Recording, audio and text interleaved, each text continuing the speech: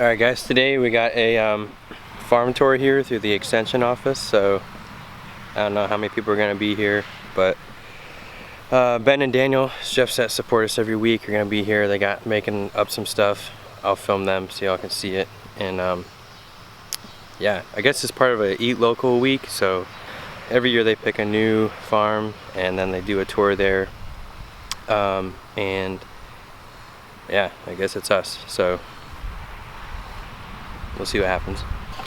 It's been about 100 degrees every day for the past, I don't know, week.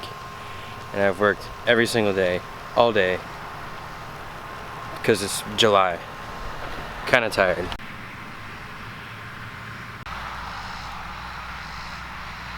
Tomatoes are absolutely insane right now in producing. Crazy. On Monday I harvested 85 pints, but just out of the cherries, out of one tunnel. And then tomorrow morning we'll get orders out of the other tunnel for the market. But the restaurants ordered a lot of tomatoes this week, thankfully, because there's a ton.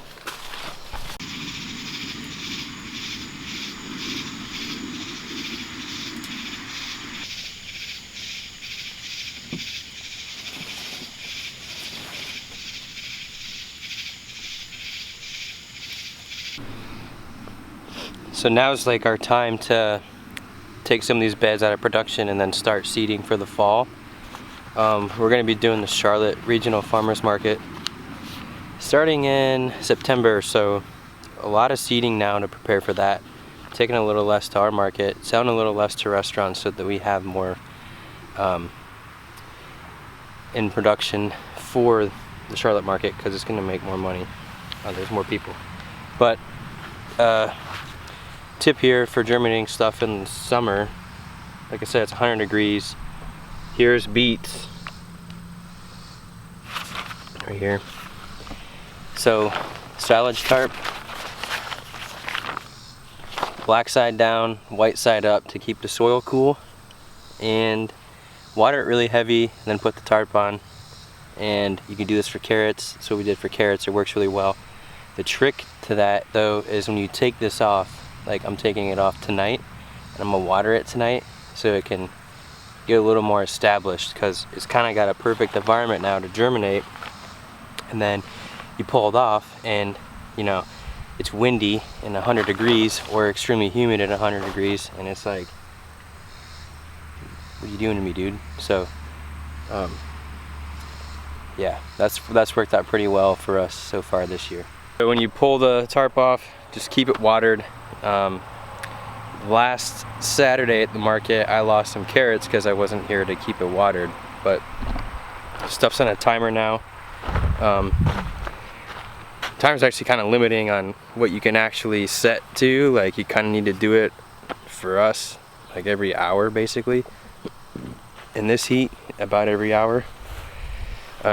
So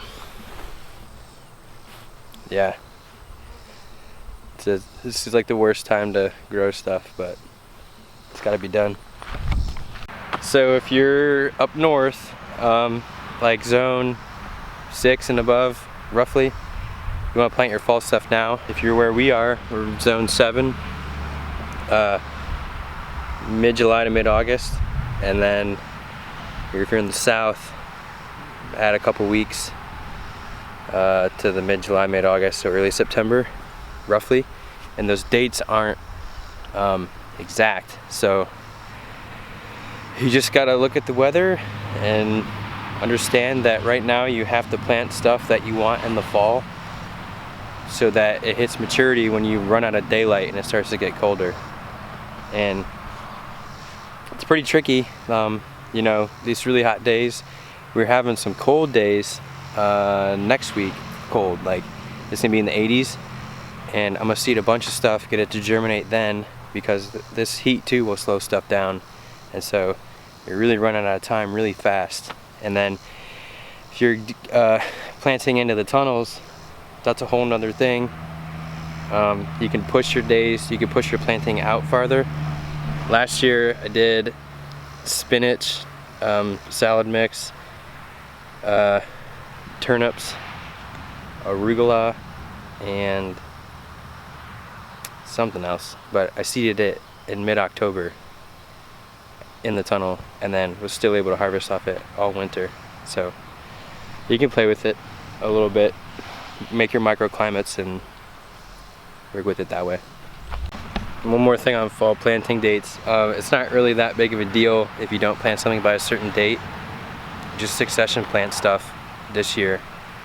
See how it responds with the weather, pay attention, and then adjust to what makes sense next year.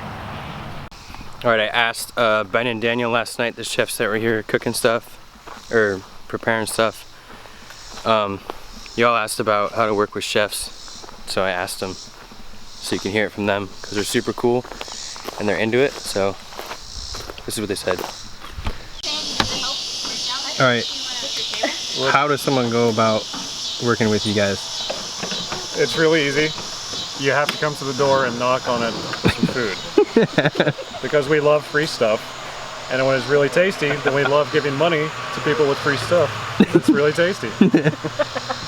A lot of the times we just don't know that there are new growers in the area, so making that first, foot forward and going out and pounding the pavement, knocking on doors like an Avon lady is the way to get in and make it happen. I messaged you on Instagram initially. Yeah. You use social media? Yeah, you have to get over that fear of rejection and failure. Because there's people out there that want to buy your product and use it and spread what y'all are doing. Yeah, well, all farming is failures, dude. Yeah, that's all chefing is. Yeah. Tori decided we didn't have enough to do, so she ordered meat chickens. We raise our own chickens and then process them and eat them throughout the winter. Soups, make broth, bake chickens. It's just something we do. We raise them for $2.21 a pound. Best chicken you can get, you just have to do the work.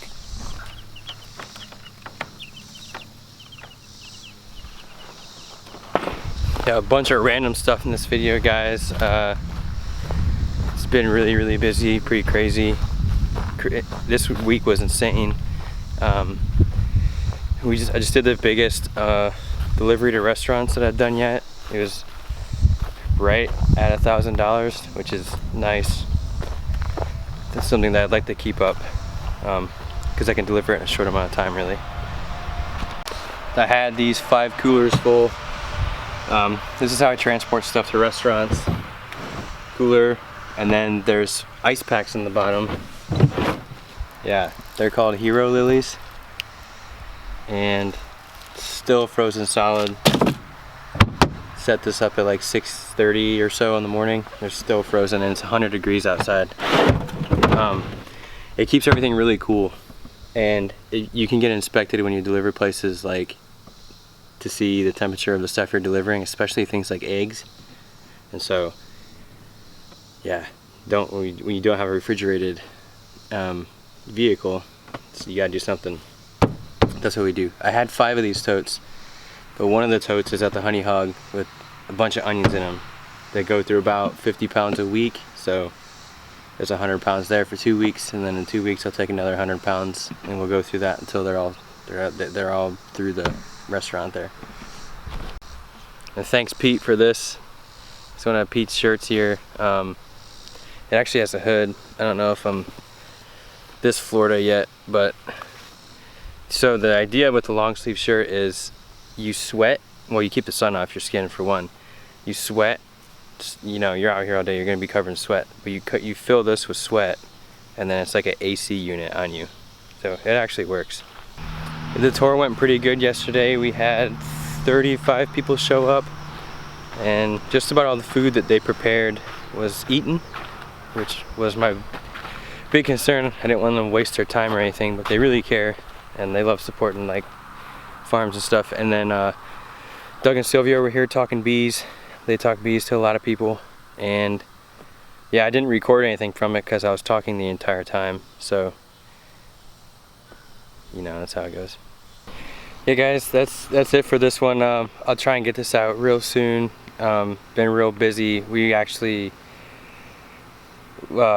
we started in the morning yesterday at 6:30, and then Tori went to work and came back, and we didn't finish everything until 11:30 at night. And then we got up early today to get orders around and finish up, and then to deliver. But Tori went to work, I went to deliver, and yeah, we got a friend visiting tonight and the market tomorrow, and then the dinner thing Saturday after the market, and then I don't know, probably working all day Sunday. That's what it takes. I mean, just the way it is.